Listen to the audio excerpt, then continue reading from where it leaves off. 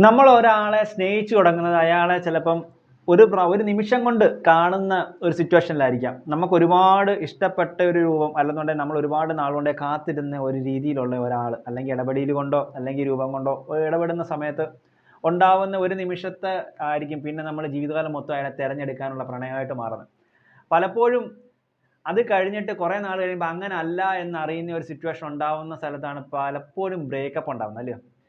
പൊട്ടിപ്പൊളിഞ്ഞ് പ്രണയം പോകുന്നത്. പക്ഷെ ആ സമയത്ത് നമ്മൾ കാണുന്ന ആളിൽ വേറെ ഒരാളുമുണ്ട്. അയാൾ ഏതൊക്കെ രീതിയിൽ പ്രതികരിച്ചു കഴിഞ്ഞാലും ആ പ്രതികരണം എല്ലാം ഇയാളുടെ ഒരു ആറ്റിറ്റ്യൂഡ് ആണ് എന്നുള്ള രീതിയിൽ നമ്മൾ അതിനെ കാണുകയാണ്. ആ സ്നേഹിച്ച ആൾക്ക് ഉള്ള എല്ലാ കുറവുകളും എല്ലാ നന്മകളും എല്ലാം ചേർത്ത് നമ്മളെ അത് വേറെ ഒരു ഭംഗിയിലൂടെ നമ്മൾ കാണാൻ തുടങ്ങിക്കഴിഞ്ഞാൽ അയാളെ നമുക്ക് ജീവിതകാലം മൊത്തവും ഭയങ്കര എൻ്റർടൈനറായിട്ട് കാണാൻ പറ്റും.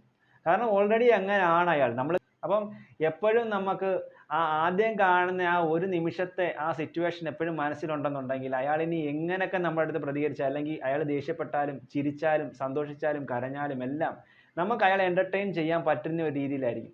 അപ്പോൾ അത്രയൊക്കെ മനസ്സുകൊണ്ട് നമുക്ക് ഒരാളെ സ്നേഹിക്കുമ്പോൾ അത്രയൊക്കെ മനസ്സുകൊണ്ട് നമുക്ക് അയാളെ വരവേൽക്കാനുള്ള ഒരു മനസ്സുണ്ടെങ്കിൽ ജീവിതകാലം മൊത്തവും ആ രണ്ടുപേരുടെ ജീവിതം കളർഫുൾ ആയിരിക്കും. അപ്പോൾ അങ്ങനെയൊക്കെ ഉത്സവം തീർക്കാൻ പറ്റുന്നതായിരിക്കട്ടെ നമ്മളിത് കണ്ടുകൊണ്ടിരിക്കുന്ന ആൾക്കാരുടെ എല്ലാം ജീവിതം.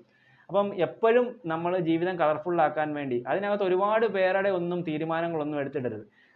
നമ്മൾ ഒരാളെ സ്നേഹിക്കുമ്പോൾ ആ രണ്ട് പേരുടെ മാത്രം, നിങ്ങൾ ഒരാളെ സ്നേഹിക്കുന്നുണ്ട് അയാളെയും നിങ്ങളുടെയും മാത്രം തീരുമാനങ്ങൾ മാത്രം നിങ്ങളുടെ സന്തോഷമായിട്ടുള്ള ജീവിതത്തിൽ നിറച്ചുകൊണ്ട് ബാക്കി ഏതൊക്കെ രീതിയിലുള്ള വെളിയിൽ നിന്നുള്ള ആൾക്കാരുടെ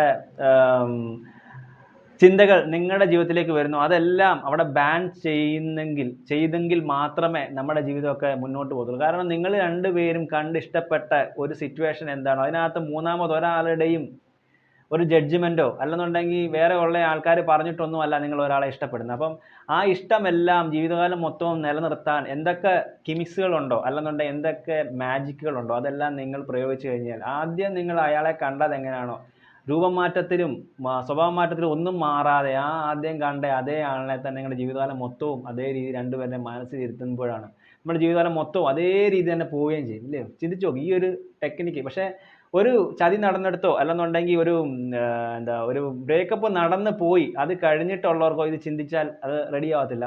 അപ്പോൾ എപ്പോഴും നമ്മൾ ഇത് പുതിയൊരു ജീവിതം തുടങ്ങുന്ന ആൾക്കാർ, ഇപ്പം ഇന്നലെ വരെ വേറെ ജീവിതത്തിൽ ജീവിച്ച് പോയ ആൾക്കാരല്ല ഇന്നും ഒരു ജീവിതം തുടങ്ങുന്നത്, എപ്പോഴും നമ്മൾ പറയാൻ പറ്റുന്ന ഒറ്റ ഒരു കാര്യം എന്ന് പറഞ്ഞാൽ ഇന്നൊരു ജീവിതം തുടങ്ങുകയാണ്. ഇന്നലെ വരെയുള്ള പാസ്റ്റുകൾ നമുക്ക് ഒരു കാര്യത്തിലും നമുക്ക് പറയാൻ പറ്റുന്ന കാര്യമാണ്. പക്ഷേ ഇന്ന് മുതൽ നീ എൻ്റേതായിരിക്കണം, എൻ്റെ സെൽഫിഷായിട്ടുള്ള എല്ലാ കാര്യങ്ങൾക്കും നിൻ്റേത് മാത്രമായിരിക്കണം, ഞാൻ എൻ്റേത് മാത്രമായിരിക്കണം നീ എന്ന് പറയുന്നിടത്താണ് ഒരു പുതിയ ജീവിതത്തിന് തുടങ്ങും. അവിടെ പിന്നെ ബാക്കിലോട്ടുള്ള കാര്യങ്ങൾക്കൊന്നും ഒരു വാല്യൂ ഇല്ല. മുമ്പോട്ട് പോകുന്നിടത്തെല്ലാം അന്ന് തുടങ്ങിയ എന്നാണ് അന്ന് മുതലാണ് നമ്മുടെ ജീവിതം തുടങ്ങുന്നു എന്ന് വിചാരിച്ച് മുമ്പോട്ട് പോയി കഴിഞ്ഞാൽ ഈ പറഞ്ഞ കാര്യങ്ങളും കൂടെ അതിൻ്റെ ബേസിക്കായിട്ട് ഇട്ട് കഴിഞ്ഞാൽ നമ്മളുടെ ജീവിതം ഓക്കെ ആയിരിക്കും, ജിങ്കാലാലായിരിക്കും.